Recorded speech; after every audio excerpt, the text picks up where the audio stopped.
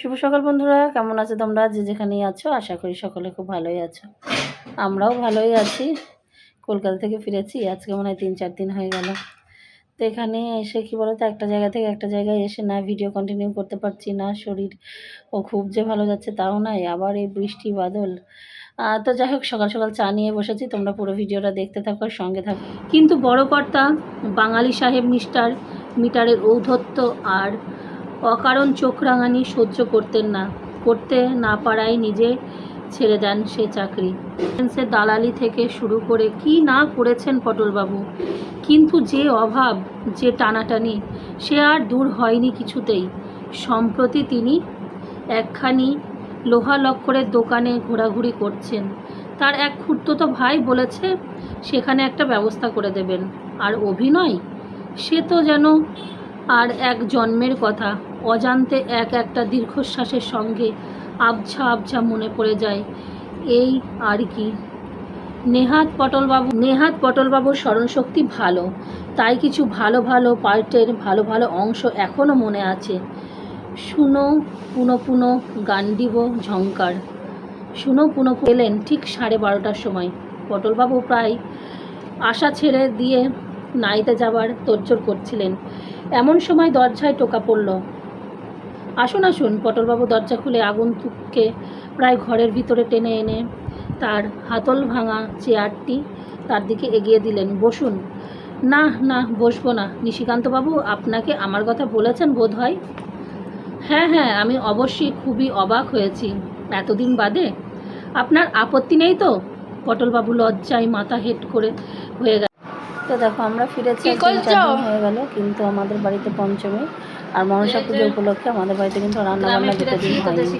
কারণ আমাদের পঞ্চমী মনসা পুজোতে মানে পঞ্চমীতে বাড়িতে এঁটো কাটাই ওঠে না, মানে আঁশ নয়, মানে পুরো এঁটোটাই ওঠে না। ভাত টাত অন্য কিছু শুকনো মুড়ি চিড়া এসব খাওয়া যায় আর কি। তো আজকে হচ্ছে মনসা পুজোর পরের দিন।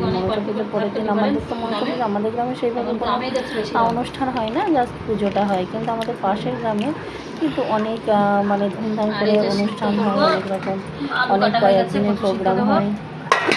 আর তো সেই গ্রামে রেস একটা তো আছেই, কি শাকগুলো, তো সেই জন্য দেখো সেই রেসেই আজকে আমরাও খাচ্ছি খাসির মাংস। আর সবথেকে বড় কথা হলো যে না, এসেছি সবাই মিলে একসঙ্গে খাবো। 3জন তো বাড়িতে আগে থেকে ঠিক করেছিলাম যে আমরা যখন গ্রামে যাবো তখন খাসির মাংস নেবো। তোর বাবা নিয়ে এসছে। তো ওই যে পাশের গ্রামে মেলা, সেই গ্রামে মেলায় এত নাকি খাসি মেলা কিন্তু তার মধ্যে থেকে 500 মাংস আর আমাদের জোটেনি। মানে যেখানে যাচ্ছে সেখানেই বলছে না হবে না হবে না, এইরকম একটা আর কি। তো তারপরে আবার আমাদের কাছে যে বাজার আছে লক্ষ্মীপুর, সেখানে গেছিলাম। দুটো জায়গায় তারপরে একটা জায়গায় ভাগ্যে থাকলে তো একটা জায়গায় 500 গ্রাম মতো পেয়েছি, সেখান থেকে নিয়ে এসে আর ওকেই বলেছে একটা রান্নাটা করতে। আমি সমস্ত কিছু বেটে ঘষে ধুয়ে সমস্ত পরিষ্কার করে দিয়েছি। আর এইখানে আমাকে আবার ভয়েস ওভার করতে হচ্ছে, কারণ ও কিন্তু কথা বলছিল, কিন্তু ঘরে চলছিল টিভি, সেখানে হচ্ছিল গান। এইবার কপিরাইট আসছে, তোমরা তো জানো যে কপিরাইটের ভয়, তো সেই জন্য আবার পুরো ভিডিওটা ভয়েস ওভার করতে হচ্ছে।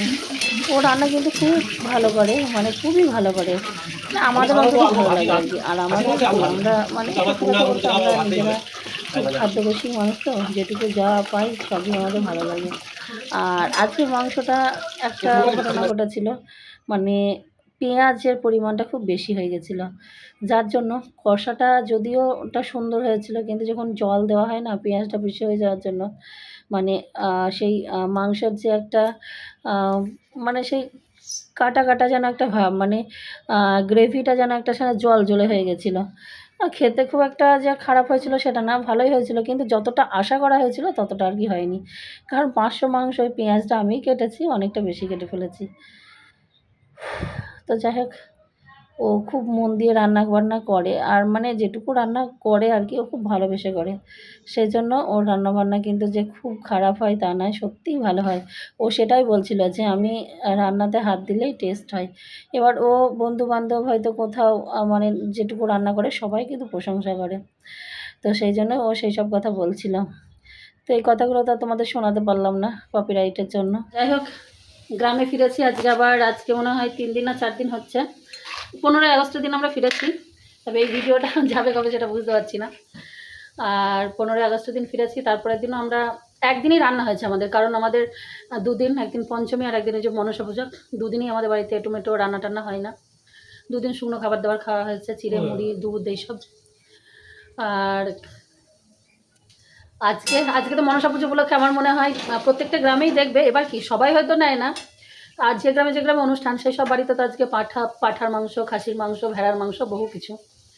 আর আমাদের পাশের গ্রামে হয়, সেই একটু রেস্টটা আসে। আর সেটার থেকেও বড় কথা হলো আমরা ফিরেছি গ্রাম থেকে, যে এই সবাই মিলে খাবো, এই একটা ব্যাপার। তো অল্পই মাংস আনা হয়েছে, সেটা আজকে ওই রান্না করছে।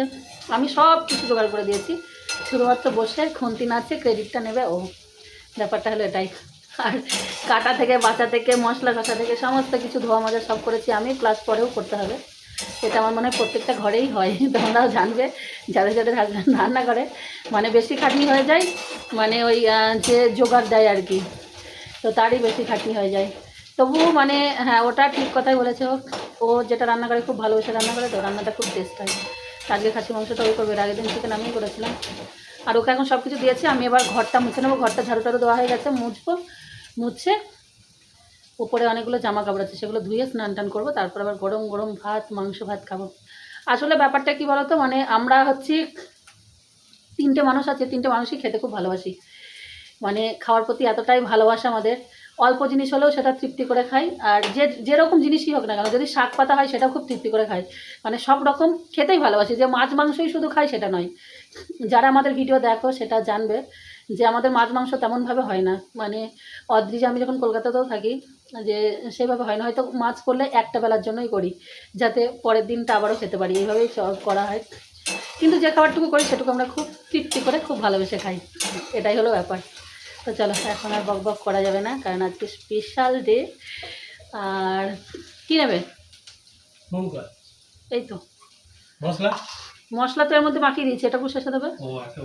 হ্যাঁ, আর এখনও রান্না করুক, আমি আমার কাজ বাজ ছেড়ে নিই, তারপর স্নান করি, তারপরে আবার ফাইনাল দেখা হবে। আর এই যে মাংসটা, দাঁড়াও তোমাদেরকে ব্যাক ক্যামেরায় দেখাচ্ছি, পুরো মশলা টশলা দিয়ে তেল হলুদ লবণ সব কিছু দিয়ে একদম হাতে মেখে কষে রেখেছি, ম্যারিনেট করে। শুধুমাত্র যে ফোড়ন দিয়েছে, ফোড়নে দিলেই হয়ে যাবে। না, এই পেঁয়াজ তো সেই পেঁয়াজ না, চাষের পেঁয়াজগুলো, ও হয় না, তুমি ওই দিয়ে আস্তে আস্তে, মাংস তো অনেক টাইম লাগবে, এই মাংস চর্বিটা আলাদা করে রাখো, চর্বি আছে নাহলে ওইভাবে দেওয়ার কি, ঢেলে দিলেই তো হয়ে গেল, তখন তুলে নিলেই হবে।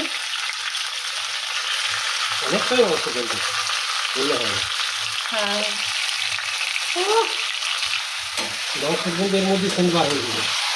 এই যে মাংস কষাতে থাকুক।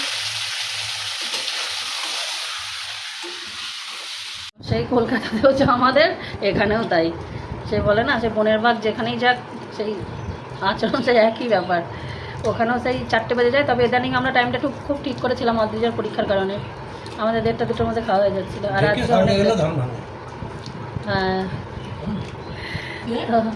এত বেলা হয়ে গেছে, এখন সবাই খেতে বসে গেছে। চলো কী করেছি আজকে ফাইনাল দেখাই। তবে আমি তো মানে সব কিছু গোছ করেছি, রান্নাটা করেছে ও, চলো দেখাই। এই যে কচু সিদ্ধ, যেটা আমার সব থেকে প্রিয়, মানে কচু দিয়েই ভাত খাওয়া যাবে, গরম ভাত।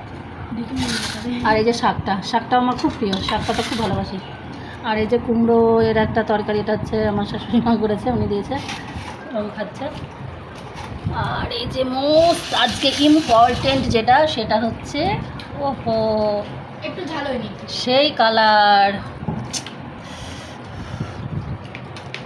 একদম খাসির মাংসের লাল ঝোল।